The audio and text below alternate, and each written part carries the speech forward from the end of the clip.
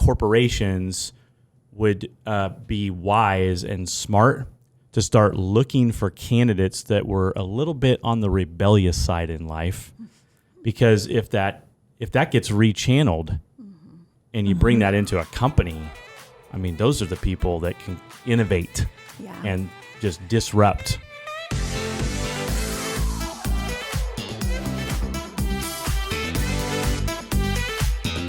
Hey everyone, welcome to Prairiepreneur. I am Chris, and I'm here with my co-host Leslie, and we brought a guest in with us today. Her name is Natalie Inbody. Hello. She is with Vortex, and is it heat cleaning duct service? Like, what's the Air official duct name? cleaning and home services. Air duct cleaning and home services. Yep. Don't feel bad if you don't remember that. Just remember Vortex. Vortex. But I know Natalie and work with Natalie. I refer a lot of business to Natalie and her husband, and so I'm super excited that she's on the show today. And Natalie, this has been an evolving show as we've, started out on the journey. We didn't have a name at first. Now we have a name. And so our goal is to talk to business owners about their journey through entrepreneurship. Okay. Which, by the way, Leslie came up with something really clever on a past episode. I think it was you. Who was it that said? If it was clever, who was it that said, like, when did this word entrepreneur even show up on the scene? Yep, it was Leslie. So Leslie, go ahead. Well, we've been talking to a lot of people, and they have family that, their parents were small business owners or things like that. I didn't get that growing up, but a lot of what we're seeing is that. And I'm like, were your parents called entrepreneurs? Because to me, it's kind of a current buzzword. Yeah. I didn't even know what an entrepreneur really was until like maybe 10 years ago. And I just kept hearing it over and over and over again. And I'm like, when did this become the word instead of a business owner? Yeah. Yep. I don't know. So now it's a prayer. It was now it's a prairiepreneur. Because Chris kept saying, preneur, it's a buzzword. We have to have it. And then Robert Feeney, that you got to meet at our mixer the other night, he is saying that he wants to turn Wichita into Silicon Prairie. Okay. Silicon Prairie. And so then the prairie and the preneur, and I like the whole alliteration thing. And so you put them together. Yeah. Now it's Chris PP. still hasn't decided, but I've already decided for us. That we're sticking with it? I treat him just like my husband. I make the decision and we go. This is happening. You have no choice. Love you both. Bye. That we're sticking with it, right? Yes. That we're sticking with it. Okay. Well, You're at least you like it. Yes. At least you like it. So anyhow. Well, I'm excited to be here. here. So welcome to the show. So I would like to ask you to give us a little bit of background on who you are. Like, where are you from? What's your upbringing look like? Okay. Give us a little bit of a bio. A quick bio. All right. On so Natalie. Born in Florida, lived there till I was 4. Moved to Colorado, and we lived in Colorado Springs. Loved Colorado Springs. kidding. Went hiking all the know time. And I lived there until I was 12, and then we moved to Kansas, which we love Kansas now. But, it's like, how did you start Florida, then Colorado, then here we are in Kansas, and we got stuck here. But we love it. We do, really. So you were in Colorado Springs from 2012? No, I was 12 Age 12. until I was 12. Age 12. Yeah, so Sorry. I've lived in Kansas more than half my life. So I see. Now, what about your family? What was your family like? Do you have brothers and sisters? I have a twin sister. So Identical twin? No, fraternal. Fraternal So, twin sister? Yeah, we look nothing alike. Dark hair, dark eyes, and then I had blonde hair and green eyes. So much different. Yeah, No kidding. could definitely tell us That's apart. cool. So yeah, Okay. so and that's it. One that's sister. it. One sister. Two Yep. twins. A twin. Were your parents like? We didn't know two. We were going to get 2 for 1. Yeah, and my they were mom like, had several we're miscarriages, good. and so she was finally able to have 2 at one time, and yeah, so she was good. That's it. That would have been the only way I would We have were ever the got perfect to. kids, right? Yeah, no. How? If they were twins. I was one and done. Like, I will never do this again, ever. that bad. Oh, yeah. Oh, yeah. Yeah. I wanted at least 2, so I went for it. So I got a boy and a son and a daughter. Yep. So are you I'm and your good. sister close? Very close. Yeah, Very she lives close. in Wichita here. So Okay. she's went to nursing school. And so when she was in nursing school, she owned a house cleaning business. And I thought I wanted to be a dental hygienist. So I didn't start going to school. I went ahead and started to work at a dental office. Okay. Fairly quickly, I realized they weren't going to do any training for me. And, I just got an opportunity to be a surgical technician, and they trained me on the job. So I actually did eye surgery for over 7 years. And while my sister was running her cleaning business, well, when she graduated, she was ready to get rid of the clients. And so I transitioned over and I started my own cleaning business, and I actually ran that for 15 years. So I loved cleaning. I basically said I got paid to work out because I did like 4 to 5 jobs a day. So I loved it, but I was having back issues. My husband was having back issues. He was doing construction. And so we just were at a point where we needed to do something different. And so we purchased I have to be careful about how I say this. It was a franchise, and unfortunately, it was a well-known name, but they went bankrupt like a year after we purchased. And oh boy! So, but we were in a very heavy contract, and it took us a while to get out of it. They allowed us out just about a year and a half ago, and so that's where Vortex was born. And with Vortex kind of opening it up to so much more, that my husband had restoration experience, and so we were able to do air duct cleaning, restoration, and construction too, because we flipped houses before. So just She started with the dental hygienist, and then I know. I had it in my mind so that I didn't forget it. I was like, dental hygienist to duct hygienist. Right. Like, Dental hygienist, duct hygienist. But the thing is if I had done what I thought I was going to do when I was a kid, I would have hated it because it's, very repetitive. You're there, 9 I wanted to be the president. Imagine how bad that would be. No, thank you. You did? Yeah. This is a real dream when you were a little girl. Absolutely. Doesn't surprise That's quite me. the veering. Yeah. Doesn't surprise me. Yeah. I love it. She's like, Thank God. Lindsay, I don't know why anybody wants to do it at this point, but thank God somebody still does. So what did your parents, what did they do? Or vocation? Owned their own business. My mom was kind of a stay-at-home mom for the most part. Kind of, fun background. I don't want to get into too much, but just, but I did see, that they had that spirit where they would kind of just go out and do anything. And so Matt and I kind of have that spirit too. It's like, just you can do anything you put your mind to, really. And so, You think anyone can do that? I mean, I think you have to have determination and a willingness to learn. So, and, we, of course, tease about YouTube University. So, anything you want to learn, you can learn on YouTube. Yeah. So, I mean, but you have to be willing to put in the time and effort. And we've seen a lot of people might have that desire, but you also, it's not a 9-to-5 job. Right. It's not even 80 hours a week. Sometimes it's a lot more than that. So if you, how would you separate then? How would you, I guess, give someone direction that might be listening to this episode on whether or not entrepreneurship and self-starting business owner is for them, or are you self-motivated? Not. Yeah, if you're not self-motivated, if you'd rather watch TV and play video games, then that's probably not for you. It's going to take a lot of effort and a lot of determination, and you get what you put into it. Right. What do you think about that? I'd rather work 80 hours for myself than 40 hours for anybody else. Absolutely. But I don't think that there's a lot of people that not everybody is going to want to put that time in. But the statistic, I think it's like, it's crazy high. Like, I don't know, 90%, 95% or something nuts like that of all businesses that are started fail in the first 5 years. That makes sense because like real estate, 80% don't renew their license after the second year when they have to go do their continuing ed. So it makes perfect sense. Very self-employed. Probably within that 2-year period, they really figure out if it's for them or not too. I had a meeting with one of our agents this morning and she goes, when I first met you or I first started watching your videos, I wanted to be you. And she says, I've decided I don't want to be you. I'm good. See, that's what I'm talking about. How do you help people know whether or not they should I don't think it's for everybody. They just have to. It's not for it. They just have to feel it out for themselves. Yeah. So you would say, feel it out.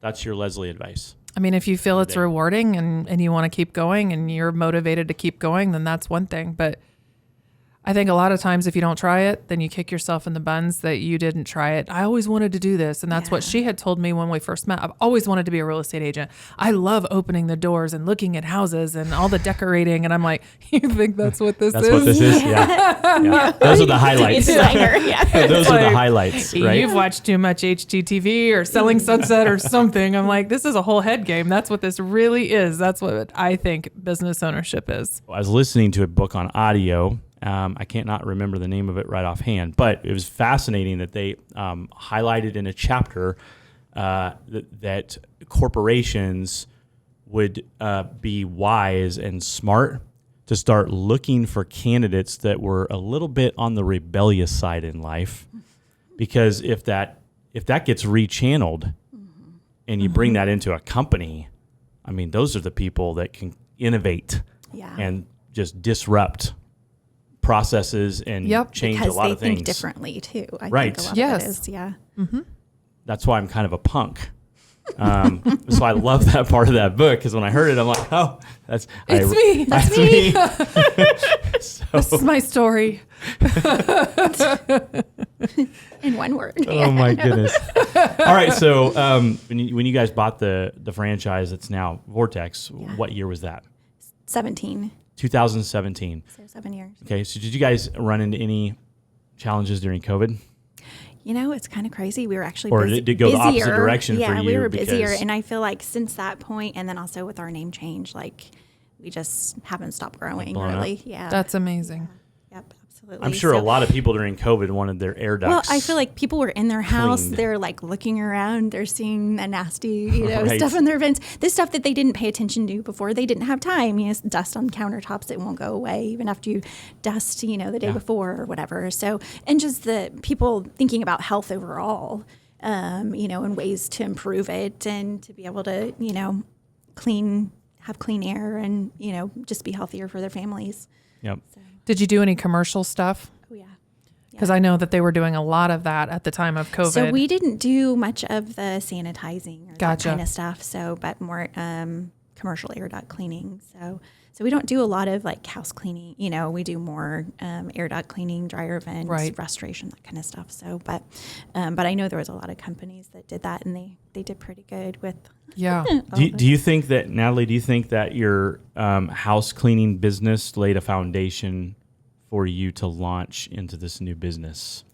I definitely do. Just customer interaction, like learning how customer service works on a small scale, and then being able to kind of go just to that part of it, or did you learn how to run a budget, manage a budget, budget, but not nearly with as advertising much. And you know what I mean? I did no advertising. I was all word of mouth. So it was kind of jumping into something new. Like I never even had a Facebook account. Like I just didn't. Social media didn't appeal to me at all. Before Vortex. Before we did the air duct cleaning business. So for house cleaning, it was just referral based. So. I loved putting my phone in the house and working outside in the yard and not having to think about it. So definitely different, different world now. Right. So, and then you and Matt started the business together. Yes. Correct. Yeah. So we were. So really what was Matt determined. doing? Matt was doing construction He was while doing you were construction. doing Yeah. So he did cleaning. construction for 15 years. He ran his own business too. But once again, he just kind of considered him a one-man show. So it's taken a little bit of time for him too to just get over that mindset, right? That other people can do amazing work just like you can, and if you train them right and you find the right team, and that's really what we try to focus on, is having like a fantastic team. And we really want this to feel like a family, not only for our clients, but really for our guys, that it's a great place to work. We want them to feel that way, because ultimately they express that and they exuberate that even to our clients. So. Yep. I don't know, but we want to grow. We want really good people to have really great jobs. And right. So even as being so small right now, we really are determined to kind of capture that and continue as we grow. Do you think that if Matt didn't have the construction aspect of your business before you launched Vortex, and if you hadn't had the house cleaning business, do you think you could have just went straight from Yeah, Probably eye not, care, no. and boom, right into this? Or do you feel like, looking back in hindsight, like that was the building block I that think so. prepped I mean, you I think that ultimately to you take another learn. step up and drive the business that you have now? Absolutely. Which has the business that you have now out-raced or outperformed your cleaning business? Oh yeah, 100%. Like by a long shot? By a long shot. By a long shot. I had, one person that worked with me every once in a while. Matt never had anybody really work with him. Maybe we'd sub some work out, but now we have 4 people working for us, plus my husband and I, and my daughter still works with us sometimes too. So, it's still a small, but we're. I think that's We're important. really I think it's 16 important to months talk old, about so, because I remember when I was doing jobs when I was younger, I thought they all sucked. I hated them. But like the building blocks I was trying to get to what I really wanted to Yeah. do, and now I look back and go, well, if I hadn't done that, and if I hadn't done that, all those pieces were working together to prepare me and get me ready for.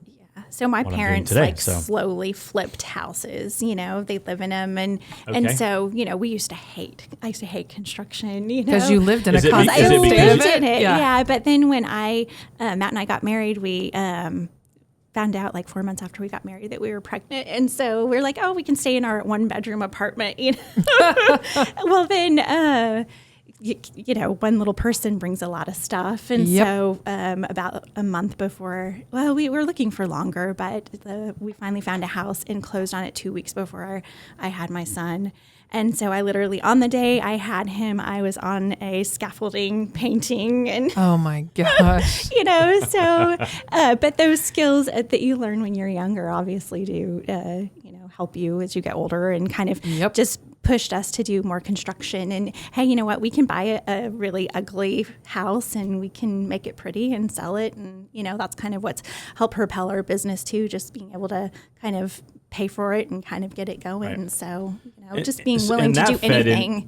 That fed in not the fact that you had a business before, but that you've been around real estate a lot. Yeah. Even from your childhood. Yeah. Right? That slowly builds a knowledge And base. just not the fear of it, maybe that other people might have, Right. that 'Cause this you're is this comfortable huge commitment. with it. Yeah. You've been around it. Yeah. If you're getting antsy out there to start your dream business, it's okay.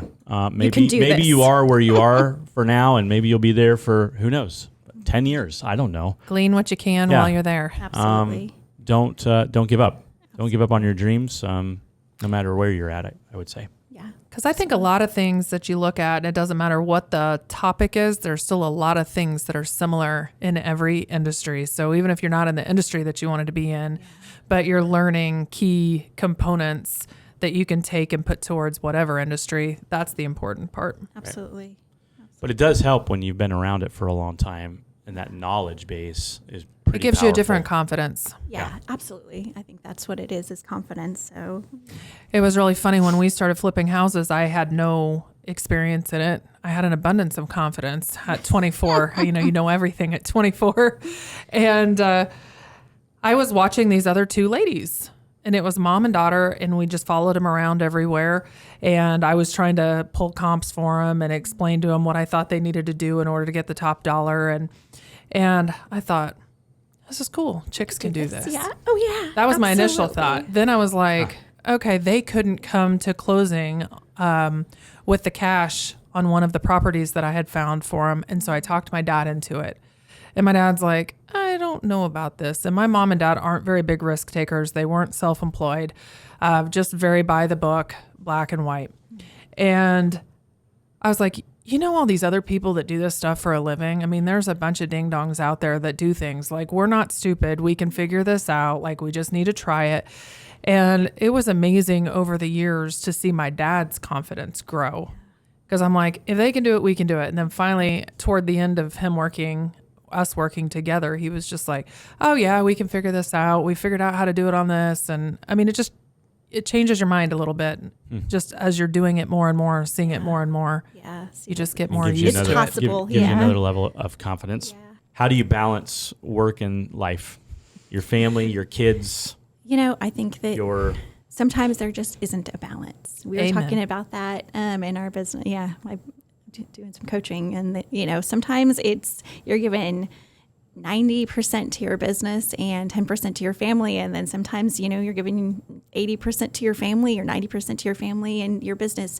But it's hard to have that balance, especially as a business owner. So. But it sounds to me like you're saying there is a balance. Well, it only adds up to 100%. But you're not doing it day to day. No. It sounds like you're looking at more of a... I don't even know if it's daily that it's all... Yeah. It's 90% this day to this and 90% to something else. Sometimes it's a season instead of a day. Yeah. You're on a project and you really got to get it done. So there's several months where there's no balance. Because all this, you got to give everything 100%. That doesn't add up. I'm still working on that. So I used to work out. I used to, be very healthy. And, when I took over the business that we had previous, there was just so much stress. I was working 3 jobs just to make sure at first we could, that first year we know, there's a huge likelihood that you could go out of business. And so I was determined. I was painting houses while I was answering. I'm like on 12-foot, ladders, answering phones, trying to sound professional and cleaning houses still. So, where's the balance? So the health. So I'm still trying to figure that out. So that's what winners do. Yeah. I just think with social media, though, so many people are hung up on the fact that they have to give 100% to their family and be this perfect, especially females, this perfect mom and all the Pinterest ideas for the school projects and everything else. And then, and you're supposed to be this boss babe that goes and runs this super successful company and you've got to give that 100%.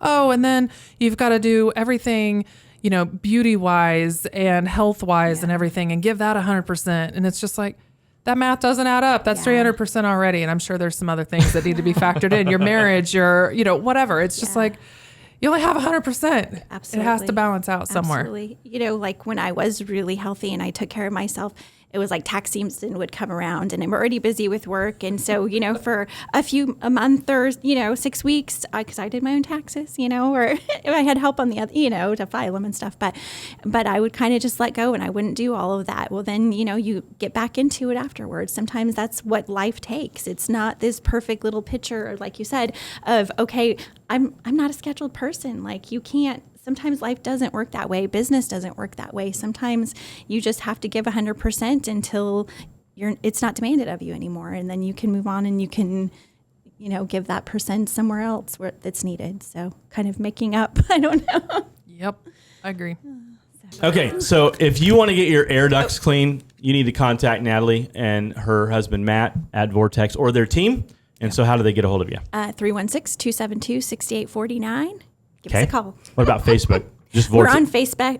Vortex. At Vortex. Just make sure it's Air Duct Cleaning and Home Services.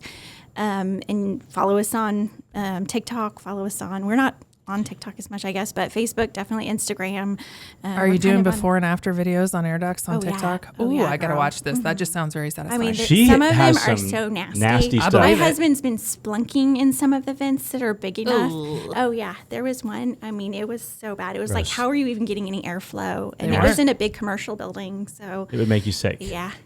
Yummy. I'm going to TikTok. I have presentations and they're pretty nasty. So, well, everyone, thanks for watching this episode. Thanks again, Natalie, for coming on the show having today. Me. I loved it. It was fun. Talking about your life and your business and your trucks that have really suck. A lot of powerful ingenuity in them.